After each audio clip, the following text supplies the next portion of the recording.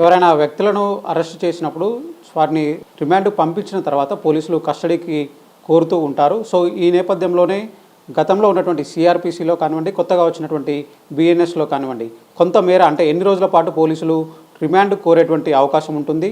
So యాక్చువల్గా గతంలో ఉన్నటువంటి చట్టంలో అయితే 15 డేస్ పాటు రిమాండ్ కోరేటువంటి అవకాశం ఉంది. సో కొత్త చట్టంలో ఏమైనా మార్పులు వచ్చాయా? సో దీనికి సంబంధించినటువంటి వివరాలు ఏమున్నాయి తెలుసుకున్నటువంటి ప్రయత్నం చేద్దాం. మనతో మాట్లాడాలనుకున్నారు హైకోర్టు అడ్వకేట్ బాలకృష్ణ గారు. ఒకసారి మాట్లాడదాం. సార్, యాక్చువల్గా అంటే పోలీసులు కస్టడీకి కోరేటువంటి అంశంలో గతంలో ఉన్నటువంటి చట్టంలో ఉన్నటువంటి అంశాలేంటి, కొత్తగా వచ్చినటువంటి చట్టంలో ఉన్నటువంటి అంశాలు? రైట్.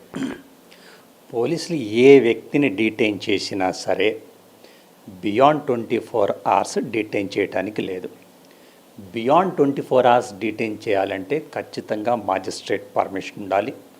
మాజిస్ట్రేట్ పర్మిషన్ అంటూ ఇస్తే జ్యుడిషియల్ రిమాండ్కి పంపిస్తారు.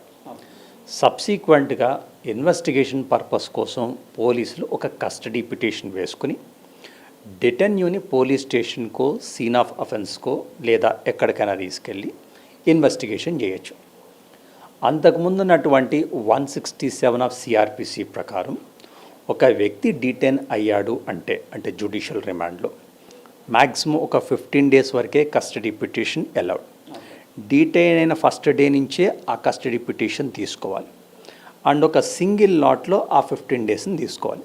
సో ఫర్ ఎగ్జాంపుల్ ఈరోజు 28th అనుకోండి, ఈరోజు ఒక వ్యక్తి డీటైన్ అయ్యాడు, జ్యుడిషియల్ రిమాండ్కి వెళ్ళారు, 29th కస్టడీ పిటిషన్ వేసుకుని వెంటనే ఒక 15 డేస్ పాటు పోలీస్ కస్టడీ తీసుకోవచ్చు for the purpose of interrogation and investigation. అయితే కొత్త చట్టమైనటువంటి బిఎన్ఎస్ఎస్లో సెక్షన్ 187 ఆఫ్ బిఎన్ఎస్ ఒకటి ఉంది. దాని ప్రకారం ఒక వ్యక్తిని మ్యాక్సిమం 60 డేస్ లేదా 90 డేస్ డీటైన్ చేయొచ్చు. ఏంటి ఈ టైం నేను ఎందుకు వచ్చింది అంటే for the purpose of filing charge sheet. అంటే ఒక వ్యక్తిని డీటైన్ చేస్తే ఏ చట్టం ప్రకారమైనా ఏదర్ 60 డేస్లోనో 90 డేస్లోనో ఛార్జ్షీట్ ఫైల్ చేయాలి. ఎల్ఎస్ అఫెన్స్ కానీ 10 ఇయర్స్ కన్నా తక్కువ పనిష్మెంట్ ఉంటే 60 డేస్లో ఛార్జ్షీట్ వేయాలి. ఎల్ఎస్ అఫెన్స్ కానీ పనిష్మెంట్ మోర్ దెన్ 10 ఇయర్స్ ఉంటే మ్యాక్సిమం ఒక 90 డేస్లో ఛార్జ్షీట్ ఫైల్ చేయాలి. సో ఈ 60 and 90 డేస్ లోపల ఒక 15 డేస్ పాటు పోలీసులు కస్టడీ పిటిషన్ వేసి కస్టడీ తీసుకోవచ్చు. అయితే కొత్త చట్టంలో ఏమంటే ఎప్పుడైనా తీసుకోవచ్చు. అంటే 29th మొదలుకొని 60 డేస్ టైంలైన్ తీసుకుంటే మధ్యలో ఎప్పుడైనా సరే ఈ 15 డేస్ని వాడుకోవచ్చు. అండ్ ఒక సింగిల్ గోలో కస్టడీ 15 డేస్ తీసుకోవాల్సిన అవసరం లేదు. ఒక్కసారి ఒక 5 డేస్, ఇంకొకసారి ఒక 10 డేస్ లేదా 5 ఇలా ఇంటర్మిటెంట్గా కూడా మల్టిపుల్ స్టేజెస్లో తీసుకునేటువంటి అవకాశం ఉంది. ఇది ఎందుకు అంటే పోలీసులకు ఒక అవకాశం కల్పించడం. మల్టిపుల్ టైమ్స్ తీసుకునే అవకాశం ఉందనుకోండి, ఇన్వెస్టిగేషన్ ఎవాల్వ్ అవుతున్న దాన్ని బట్టి ఎప్పుడెప్పుడైతే డిటైన్ యొక్క ప్రెసెన్స్ అవసరమో అప్పుడప్పుడు కస్టడీ పిటిషన్ వేసుకుని అతన్ని బయటికి తెచ్చి ఇంటరాగేషన్ చేసేటువంటి అవకాశం కొత్త చట్టం కల్పిస్తుంది. ఒకవేళ 60 డేస్లోనో 90 డేస్లోనో ఒకవేళ ఛార్జ్షీట్ ఫైల్ చేయకపోతే మనకి డిఫాల్ట్ బెయిల్ లేదా స్టాట్యుటరీ బెయిల్ అని వినే ఉంటారు. సో ఆ టైం లైన్ లోపు ఛార్జ్షీట్ అంటూ ఫైల్ చేయకపోతే కేవలం ఆ ఒక్క కారణంతో డిటెన్యూకి బై డిఫాల్ట్ బెయిల్ వస్తుంది, అతన్ని విడిచిపెట్టేస్తారు. సో ఇక్కడ అంటే జనరల్గా ఛార్జ్షీట్ అనేది 60 డేస్ కానీ 90 డేస్లో కానీ చేయాలంటున్నాం. సో జనరల్గా ఎన్ని ఛార్జ్షీట్లు ఉంటాయి? అంటే ఏదైనా ఒక క్రిమినల్ కేసుకి సంబంధించి ఒకటే ఛార్జ్షీట్ ఉంటుందా? ఎట్లా ఉంటుంది ఆ ప్రాసెస్? ఎట్లా? రైట్, ఇన్ని ఛార్జ్షీట్లు ఉండాలి లేదా ఒకటే ఛార్జ్షీట్ అని చెప్పట్లేదు. జనరల్గా ఏమంటే ఆ time line of 60 days 90 days ఏదైతే ఉందో తప్పనిసరి ఆ టైంకి ఒక ఛార్జ్షీట్ ఫైల్ చేస్తారు. ఎందుకు అంటే ఛార్జ్షీట్ అంటూ ఫైల్ చేయలేస్తే డిటెన్యూ బయటకు వస్తారు కాబట్టి డిటెన్యూ బయటకు వస్తే ఎంతో కొంత ఇన్వెస్టిగేషన్ హ్యాంపర్ చేస్తారు. సో ఇనీషియల్ ఒక ఛార్జ్షీట్ ఫైల్ చేసేసి పోలీసులు ఫర్దర్గా ఇన్వెస్టిగేట్ చేసి సప్లిమెంటరీ ఛార్జ్షీట్ ఫైల్ చేయొచ్చు. అయితే ఈ సప్లిమెంటరీ ఛార్జ్షీట్ ఫైల్ చేయడానికి కూడా ఒక టైం లైన్ ఉండింది పాత చట్టంలో. అంటే ఒకసారి ఛార్జ్షీట్ ఫైల్ చేసిన తర్వాత మ్యాజిస్ట్రేట్ ఇనీషియల్గా కాగ్నిజెన్స్ తీసుకుని ఛార్జెస్ ఫ్రేమ్ చేసి ట్రయల్ స్టార్ట్ చేస్తారు. ట్రయల్ స్టార్ట్ అయ్యే లోపు పోలీసులు తమకు తాముగా ఫర్దర్ ఇన్వెస్టిగేషన్ చేసి సప్లిమెంటరీ ఛార్జ్షీట్ ఫైల్ చేయొచ్చు. ఒక్కసారి ట్రయల్ స్టార్ట్ అయిందంటే పాత చట్టం ప్రకారం సప్లిమెంటరీ ఛార్జ్షీట్ ఫైల్ చేసేటువంటి అవకాశం లేదు. బట్ కొత్త చట్టం ప్రకారం ట్రయల్ స్టార్ట్ అయిన తర్వాత కూడా with the due permission of the magistrate supplementary charge sheet file చేయొచ్చు. ఫర్ ఎగ్జాంపుల్, ఈ రోజున ట్రయల్ స్టార్ట్ అయింది, పోలీసులు మ్యాజిస్ట్రేట్ పర్మిషన్ తీసుకున్నారు to file a supplementary charge sheet. ఆ పర్మిషన్తో within 90 days supplementary charge sheet file చేయాలి. ఈ 90 daysలో for genuine reasons to be recorded in writing, అనివార్య కారణాల వల్ల 90 days లోపల సప్లిమెంటరీ ఛార్జ్షీట్ ఫైల్ చేయలేకపోయారు. మళ్ళీ పర్మిషన్ తీసుకుని ఈ టైంని ఇంకొంచెం ఎక్స్టెండ్ చేసుకోవచ్చు. సో పాత చట్టానికి కొత్త చట్టానికి ఉన్నటువంటి ఫండమెంటల్ డిఫరెన్స్ ఏమంటే, పాత చట్టంలో ఒక్కసారి ట్రయల్ స్టార్ట్ అయింది అంటే పోలీసులకి సప్లిమెంటరీ ఛార్జ్షీట్ వేసేటువంటి అవకాశం లేదు. బట్ కొత్త చట్టం ఈ అవకాశాన్ని పోలీసులకు కల్పిస్తుంది. సో జనరల్గా ఇంకొక విషయం చెప్పండి. సో ఈ అంశం అంటే ఈ ఛార్జ్షీట్లు కానివ్వండి, రిమాండ్ కానివ్వండి, సో ఇక్కడ వచ్చినప్పుడు 38 BNSS అనేది ఒక కీలకమైనటువంటి పాత్ర పోషిస్తుంది. సో జనరల్గా ఏంటి అంటే అది నిందితులకు ఉన్నటువంటి హక్కు ఏంటి? రైట్, మనకి ఆర్టికల్ 22 Clause 1లో ప్రతి దేశ పౌరునికి కూడా ఒక ప్రాథమిక హక్కు ఉంది. అదేమంటే అసలు మిమ్మల్ని ఎందుకు అరెస్ట్ చేస్తున్నారో మీకు రీజన్స్ చెప్పాలి, మీ అడ్వకేట్ని మీరు సంప్రదించేటువంటి అవకాశం మీకు కల్పించాలి. దీనికి చట్టపరంగా సెక్షన్ 38 ఆఫ్ BNSS ఎవరినైనా సరే అరెస్ట్ చేసి ఇంట్రాగేట్ చేసేటప్పుడు వాళ్ళ అడ్వకేట్ ప్రెసెన్స్ అతను తెచ్చుకోవచ్చు. అంటే వాళ్ళ అడ్వకేట్ని తెచ్చుకోవచ్చు, అడ్వకేట్ ఉండేటువంటి అవకాశం ఉంది. అయితే during the entire course of interrogation advocate ఉండేటువంటి అవకాశం లేదు. అందుకే మీరు పొలిటీషియన్స్, సెలబ్రిటీసో ఎప్పుడైతే అరెస్ట్ అయ్యి వాళ్ళు ఇంటరాగేట్ చేస్తుంటారో ఒక అడ్వకేట్ వెళ్తూ ఉంటారు. చాలా సందర్భాల్లో ఎవరన్నా అరెస్ట్ అయ్యి పోలీస్ స్టేషన్కి ఉన్నప్పుడు వీళ్ళ అడ్వకేట్ వెళ్తూ ఉంటారు, లేదా కొంతమంది అడ్వకేట్ని తీసుకునే పోలీస్ స్టేషన్కి వెళ్తూ ఉంటారు. అది చట్టం, రాజ్యాంగం వాళ్ళకి కల్పించినటువంటి హక్కు. సో ఒక వ్యక్తి ఎప్పుడైతే అరెస్ట్ అవుతాడో, ఒక వ్యక్తి అరెస్ట్ అయ్యి ఇంటరాగేషన్ చేయబడుతున్నాడో అడ్వకేట్ ప్రెసెన్స్ని పొందేటువంటి అవకాశం చట్టం కల్పిస్తుంది. సో జనరల్గా చెప్పినట్టు ఒక వ్యక్తి అరెస్ట్ అయినప్పుడు సో ఆటోమేటిక్గా అతనికి అంటే అతను పోలీస్ కస్టడీకి వెళ్ళాల్సిందేనా, లేదంటే పోలీసులు ఎలాంటి రీజన్ చూపించి కస్టడీ అడిగేటువంటి అవకాశం? రైట్, ఉదాహరణకి ఇప్పుడు Arnesh Kumar versus state of Bihar 2014, అలాగే Satender Kumar Antil versus CBI 2022.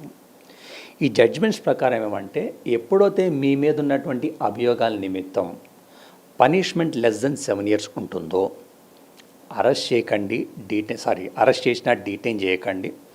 41A notice, పాత చట్టం అయితే 41A, కొత్త చట్టం అయితే BNSSలోని 35(3) నోటీస్ అంటారు. అంటే స్టేషన్ బెయిల్ లాగా పరిగణించవచ్చు. సో ఆ వ్యక్తుల్ని డీటైన్ చేయరు, ఆ వ్యక్తులకి ఒక స్టేషన్ బెయిల్ లాంటిది ఇచ్చేసి పంపిస్తారు. దాంట్లో ఒక అండర్టేకింగ్ ఉంటుంది. అంటే ఏంటి, మీరు సాక్షుల్ని ప్రభావితం చేయకూడదు, ఫిర్యాదుదారిని భయపెట్టడానికి లేదు, ఇన్ఫ్లుయెన్స్ చేయడానికి లేదు, ఇన్వెస్టిగేషన్ ఏ విధంగా కూడా ట్యాంపర్ చేయడానికి లేదు, పర్మిషన్ లేకుండా దేశం దాటి వెళ్ళిపోవటానికి లేదు. ఇలాంటి కొన్ని కండిషన్స్తో ఒక అండర్టేకింగ్ తీసుకుని 35(3) నోటీస్ ఇస్తారు. ఇదేంటి, for offences punishable with less than 7 years of imprisonment. ఎప్పుడైతే offence is punishable with more than 7 years ఉంటుందో అరెస్ట్ చేసిన తర్వాత డీటైన్ చేసే అవకాశం ఉంది. అయితే అరెస్ట్ చేసినటువంటి విత్ ఇన్ 24 hours ఖచ్చితంగా మ్యాజిస్ట్రేట్ ముందుకు తీసుకెళ్ళాలి.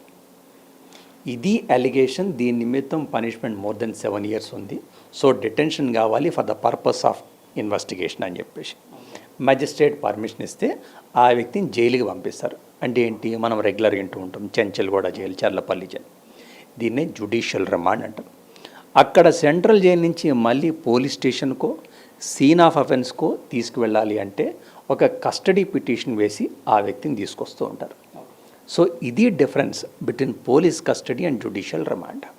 సో అంటే ప్రధానంగా అంటే కొత్త చట్టంలో వచ్చినటువంటి ఇలాంటి మార్పుల వల్ల సో జనరల్గా అంటే ఇన్వెస్టిగేషన్ స్పీడప్ అయ్యేటువంటి అవకాశం ఉంటుందా, పోలీసులకు ఎట్లాంటి వెసులుబాటు మెయిన్గా కలుగుతుంది? రైట్, కొత్త చట్టమైనటువంటి BNSSలో ఓవరాల్గా ఎంటైర్ క్రిమినల్ ప్రొసీడింగ్స్ని ఎక్స్పడైట్ చేసేటువంటి అనేక ప్రొవిజన్స్ ఉన్నాయి. అది ఇన్వెస్టిగేషన్ స్టేజ్లో అవ్వచ్చు, ట్రయల్ అవ్వచ్చు, లేదా subsequent to trial judgment and decree అవ్వచ్చు. ఇన్వెస్టిగేషన్ ఉంది. ఇన్వెస్టిగేషన్ కూడా ఆల్రెడీ మనం మాట్లాడుకున్నాం. ఒక స్ట్రిక్ట్ టైం లైన్ ఉంది. ఆ టైం లైన్ లోపలే ఇన్వెస్టిగేషన్ కంప్లీట్ చేయాలి, ఛార్జ్షీట్ ఫైల్ చేయాలి. వర్స్ట్ కేస్ సినారియోలో అవ్వట్లేదు, హైకోర్టులో మనం ఒక పిటిషన్ వేసుకున్నా సరే there will be a direction to complete the investigation within the stipulated time line. అలాగే సబ్సీక్వెంట్గా ఒక్కసారి మనకి 251 ఆఫ్ బిఎన్ఎస్ఎస్ తీసుకుంటే ఒక్కసారి ఛార్జెస్ ఫ్రేమ్ అయినాయి అంటే first hearing within 60 days జరగాల్సిందే, డిలే ఉండటానికి లేదు. పాత చట్టంలో క్రిమినల్ ట్రయల్స్ చాలా ప్రొట్రాక్టెడ్గా టైం కన్జ్యూమింగ్గా ఉంటూ ఉండేవి. కొత్త చట్టంలో అలా కాదు, ఇన్వెస్టిగేషన్ అవ్వచ్చు, లేదంటే కాగ్నిజెన్స్ అవ్వచ్చు, కాగ్నిజెన్స్ తీసుకున్న తర్వాత ఫ్రేమింగ్ ఆఫ్ ఛార్జెస్ అవ్వచ్చు, ఛార్జెస్ ఫ్రేమ్ చేసిన తర్వాత ట్రయల్ అవ్వచ్చు, ఎగ్జామినేషన్ ఆఫ్ విట్నెసెస్ అవ్వచ్చు, ప్రొనౌన్స్మెంట్ ఆఫ్ జడ్జిమెంట్ అవ్వచ్చు, తర్వాత ఆ జడ్జిమెంట్ కాపీని అప్లోడ్ చేయటం అవ్వచ్చు. అన్ని విషయాలకి సంబంధించి స్ట్రిక్ట్ టైం లైన్ స్పెసిఫై చేయడం జరిగింది. సో ఫైనల్గా చెప్పండి, అంటే కొత్తగా వచ్చినటువంటి ఈ మార్పుల వల్ల సో బెయిల్ ఒక వ్యక్తి బెయిల్ పొందడం అనేది కొంతమేర కఠినమైన నిబంధనలు వచ్చాయనేటువంటి విషయం వినిపిస్తుంది. సో నిజంగా బెయిల్ పొందడం అనేది కొత్త చట్టాల వల్ల కొంతమేర కష్టమైనటువంటి రైట్. బెయిల్ పొందేటువంటి అవకాశం పాత చట్టంలో అయినా కొత్త చట్టంలో అయినా ఒకే విధంగా ఉంది. ఒక వ్యక్తి for the purpose of investigation డిటెన్షన్లో ఉండాల్సిన పరిస్థితి ఉంటే బెయిల్ పొందడం కష్టం. ఒక వ్యక్తి డిటెన్షన్లో ఉండాల్సిన అవసరం లేదు ఇన్వెస్టిగేషన్ జరిగేటప్పుడు అనుకుంటే బెయిల్ పొందడం ఈజీ. ఇది బేసిక్ ప్రామాణికం. దీనికి సంబంధించి ఏ మార్పు రాలేదు. కొత్త క్రిమినల్ చట్టాలు ఏం చేస్తుంది, ఓన్లీ ఏమంటే మనకి స్పీడప్ చేస్తుంది. ప్రొట్రాక్టెడ్ క్రిమినల్ లిటిగేషన్ని ఎక్స్పైడ్ చేసేటువంటి ఉద్దేశంతో బిఎన్ఎస్ఎస్లో అనేక మార్పులు తీసుకొచ్చారు. అంతేగాని బెయిల్, యాంటిసిపేటరీ బెయిల్, డిఫాల్ట్ బెయిల్కి సంబంధించి పాత చట్టంలో ఏవైతే ప్రొవిజన్స్ ఉన్నాయో వీటికి సంబంధించి ప్రీవియస్ సుప్రీంకోర్టు జడ్జిమెంట్స్ ఏవైతే ఉన్నాయో అవే ఇంకా కొనసాగుతూ ఉన్నాయి. ఇన్ఫ్యాక్ట్ బెయిల్ జూరిస్ప్రుడెన్స్ ఏ విధంగా ఎవాల్వ్ అయిందంటే అంతకుముందు బెయిల్ ఈజ్ అ నామ్, జైల్ ఈజ్ అన్ ఎక్సెప్షన్. అయితే కొన్ని స్పెషల్ చట్టాలు ఉండేవి. యుఏపిఏ అవ్వచ్చు, ఎఫ్సిఆర్ఏ అవ్వచ్చు, ఫెమా అవ్వచ్చు, ఎస్సీ/ఎస్టీ యాక్ట్ అవ్వచ్చు. ఇలాంటి స్పెషల్ చట్టాల్లో జైల్ ఈజ్ అ నామ్, బెయిల్ ఈజ్ అన్ ఎక్సెప్షన్ కింద ఉండేది. బట్ రీసెంట్ పాస్ట్లో ఈ స్పెషల్ చట్టాల కింద కూడా పరిస్థితిని మార్చి బెయిల్ ఈజ్ అ నామ్, జైల్ ఈజ్ అన్ ఎక్సెప్షన్ అంటున్నారు. సో ఇక్కడ ఈ 15 days సంబంధించి సో జనరల్గా పోలీసులు మాకు ఈ 15 days కస్టడీ ఇంకా టైం ఉంది అంటే మేము 15 days తీసుకోలేదు, ఓన్లీ 10 days తీసుకున్నాం కాబట్టి బెయిల్ అవతల వ్యక్తి అప్లై చేసినప్పుడు బెయిల్ వచ్చేటువంటి అవకాశం ఉన్నప్పుడు వాళ్ళు ఏమైనా అబ్జెక్షన్ చెప్పేటువంటి అవకాశం ఉంటుంది ఈ 15 days సంబంధించి.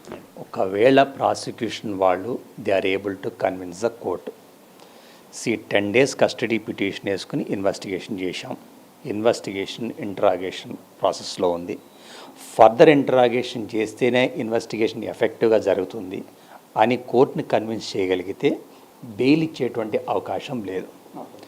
ఇన్ఫ్యాక్ట్ బెయిల్కి సంబంధించి పాత చట్టంలో కన్నా కొత్త చట్టంలో మ్యాజిస్ట్రేట్ ముందు బెయిల్ పిటిషన్ ఫైల్ చేస్తే within 7 days bail petition decide చేయాలి.